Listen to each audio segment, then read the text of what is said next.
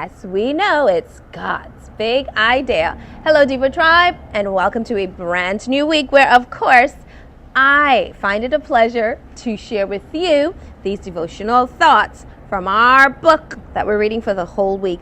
I'm Auntie Kay. Today is July 30th, and our title is God's Plan for Joshua.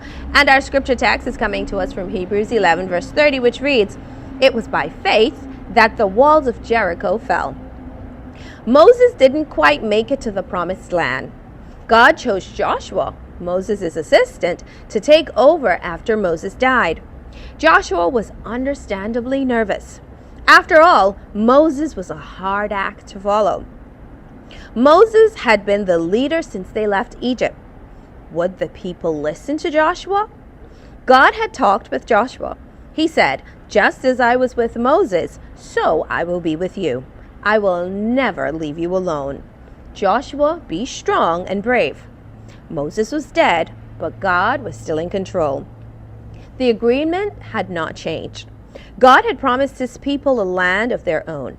Now it was time for that to happen. It started with Jericho. God gave Joshua the instructions on how to conquer Jericho. They were strange. The Israelites were to march around Jericho once a day for 6 days, without saying a word. On the 7th day, they were to march around 7 times. Then the priests were to give one long blast on the trumpets, and the people were to give a loud shout. The walls of Jericho would fall down, and the Israelites would take over. Joshua was a soldier. He knew these plans didn't make sense. Shouting doesn't make walls fall down. But Joshua knew that with God, nothing is impossible. He knew the only way they could capture Jericho was with God's help. If God wanted them to blow trumpets and march, that's what they would do.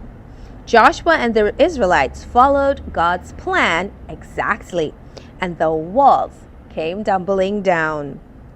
The walls came tumbling down. They sure did.